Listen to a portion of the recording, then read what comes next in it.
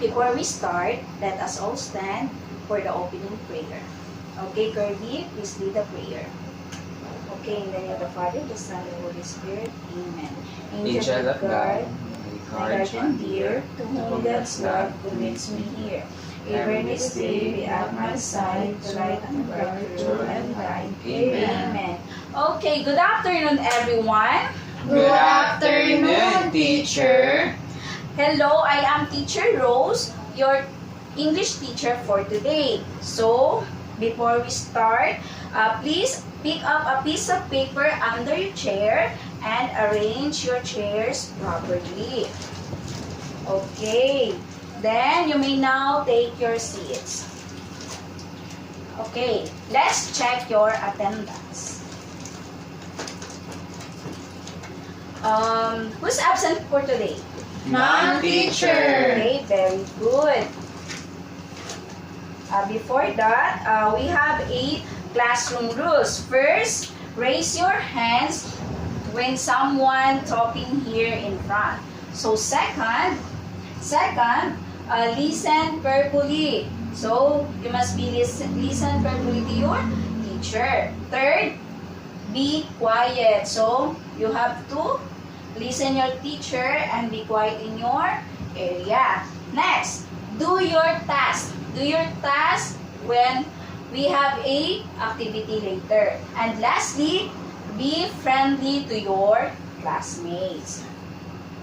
Okay, we have a game. So, the game we call is the scavenger hunt game. So, class, just look around our classroom.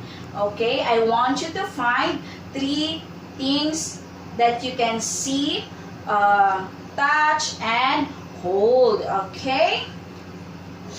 Okay, class? Yes, teacher. Very good. So, okay, Marilu, what can you see in our classroom? I see a chair, teacher. Okay, you see a teacher. So, give me a sentence of a word chair. I sit on the chair. Very good. So, give Marilu a hooray clap. 1, 2, 3, hooray! Okay. Again. 1, 2, 3, hooray! Very good. Next, Kirby. What can you see in our classroom? Table, teacher. Table. Okay, use it in a sentence. I put my phone on the table. Okay, very good. Okay, give him a hooray clap. 1, 2, 3, hooray! Okay, next, Angel. What can you see in our classroom? I saw a television, teacher. Okay, use it in a sentence. I watched my favorite movie in a television. Okay, very good. Give her a hooray clap. 1, 2, 3, hooray! Okay, good job. So, now let's have another activity. Okay.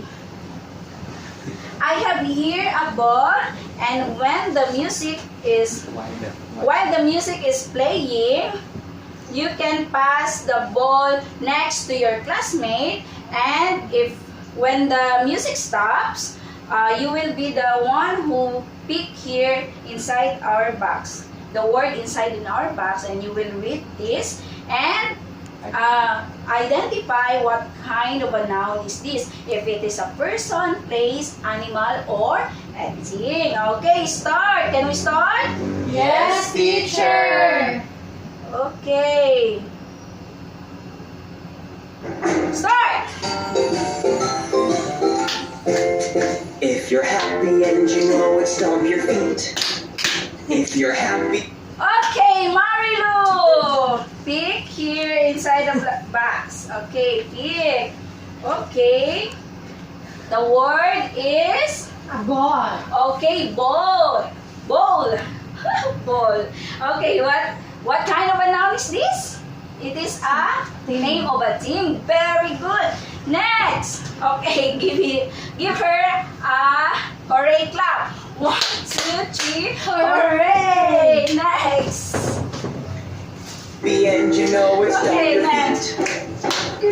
happy and you know it, then your face will surely show it. If you're happy and you know it, stomp your feet. Okay, Angel. Okay, pick here inside the box. Okay, the word is Teacher. what kind of a noun is this? Person teacher. Very good. So give Angel a hooray clap. 1, 2, 3, hooray! Okay, very good, pupils. Okay. We have done the pass the ball game. So, next. Okay, next. What will be the what do you think what have you observed about your activity? Okay, Kirby? We observe that we are naming the things, person, place, and animal. Okay, very good. Clap. Just give him a clap, okay? Okay, next. What do you think will be our topic for today, Angel? It's all about noun teacher. Okay, have you ever applied the knowledge of different nouns in your daily life? Yes, teacher. In your daily activities in life? Yes, teacher. Okay, very good. So, our topic for today is all about Noun. noun. So, okay, noun. Before that, I will read to you the learning objectives. Our learning objectives of our topic. So, at the end of the lesson, please read. The pupils will be able to identify nouns in sentences, classify nouns into categories, person, place, animal, or thing, and appreciate the importance of naming things in daily communication. Very good.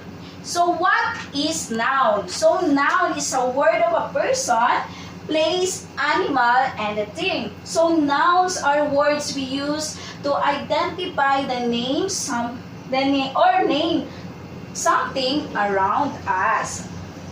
Next, so noun is a different kind of a noun. So number one, a noun is a name of a place.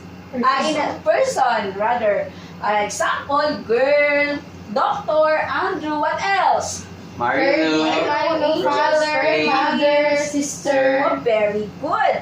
Next, another one example is a noun is a name of a place of a restaurant, church, school, supermarket, market, India. Philippines, Philippines.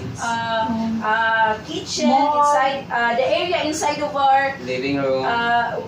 house is also a name of a place, kitchen, Comfort comfort room, living and etc.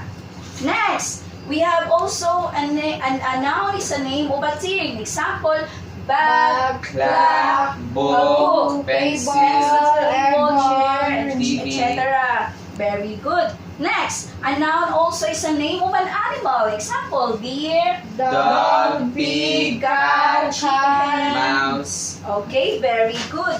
Next. Okay, we have here an example in sentences. Number one example is the doctor is kind. So what is the noun here? Doctor. Very good. The doctor is a name of a Person. Very good. Next, the dog is barking. So what is the noun here? Dog. Dog. What kind of noun is dog? Animal. Animal. Very good. Another, my book is on the table. What noun is that it's in the sentence? Book. Book. What kind of a noun is the book? Things. Very good. Next, number 4, I go to school every day. So what is the noun here? School. School. So the school is name of a Place. Very good. Clap your hands. Okay. Okay, now aside of our example that I had given to you a while ago, give me another example of a name of a person, place, animal, or a thing. First, person. Mother, father, sister, Okay. brother. How about the Playground. place? How about place? Another example of a Supermarket. place. There's so many place here in Barangay. the world. Barangay. Supermarket, Alabel, General Santos Okay, City, very good. Philippines. How about thing? Table, Sofa. aircon, chairs, TV, laptop, Very Lights, good. good. Animals. Cockroach. cat, Mouse. Butterfly, Goat. birds, Cow. Okay, Zebra. very good. Clap yourselves. Okay, 1, 2, 3. Give hurry clap. 1, 2, 3. Hooray! Very good. Okay. So now we have here an individual activity. So write it in a 1/2 sheet of paper. Choose and write the given nouns in the correct column. So the words here are cat, London, Maria, window, teacher, hospital, spoon, dog, chicken, door, Japan, plate, kitchen, doctor, bird, and mother. So the table here, okay, the table theme, person, place, animal. You can write down here in your paper the correct answer in the column. Okay, I'll give you 5 minutes to answer that. Okay, class? Yes, teacher. Okay. You're done? Yes, teacher. Okay, let's check your answers. Okay.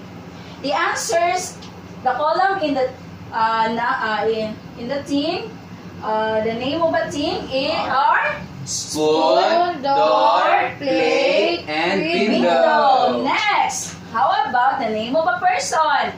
Teacher, Maria, door, and doctor. Next, place. London, hospital, Japan, kitchen. Another one, animal. Dog, chicken, bird, and cat. Okay, very good. You already perfect the scores? Yes, teacher. Okay, very good. Give the hooray clap. 1, 2, 3, hooray! Okay, good job, pupils.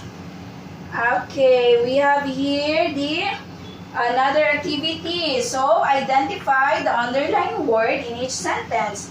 Write P for person, PL for place, A for animal, and T for thing. So, I will give you the 5 minutes to answer that questions. Okay? Okay, you have done the activity, class? Yes, teacher. Okay, we have to answer that activity. So number 1, please read. The cat is sleeping on the sofa. What is the answer? A. Stands for? Animal. Very good. It is, the cat stands for an animal. So, number 2. We went to church last Sunday. The answer is? PL. PL stands for? Place. What is the, here, underline word? Church. It is a place. Next, my mother cooks delicious food. The answer is? P. What is the word here? Mother. Okay, it is a mother, Mother. mother, and the answer is the name of a Person. Next, The the box is full of toys. What is the word here? D. D? Box. Get the word. Box. Very good. So the answer is? T. T stands for? Thing. The box stands for, the box is a name of a thing. So the last one, my friend is very generous. What word in the underline? Friend. Friend. So what is the answer? P. It is a Person. A friend is a name of a person. Yay, very good. So, class, another one, next, again, what is a noun? A noun is a naming of a things, place, person, and animal. Very good, Kirby. And who can give me an example of a noun? Angel? Mother, teacher. Mother is a noun name of a person. Very good. Another one. Dog teacher. Name of a? No, name of another one. Dog A thing, animals, or or animals. place. Okay. Very good. So, give a hooray clap. 1, 2, 3, hooray! Okay. Why is noun important in your daily life, Angel?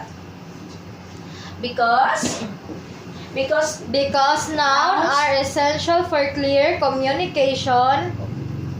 for clearer communication. Because nouns are essential for Clear communication. Very good. So remember that noun helps you to identify and describe the world around you. So, okay, that's right. Thank you. I'm so glad that you already understand our lesson for today. So, in your assignment, in your notebook, write 5 sentences using nouns you find inside your home. Then underline the nouns used. Okay? Yes, Yes, teacher. Okay, very good. So, thank you. Again, I am Teacher Rose, your English teacher for today.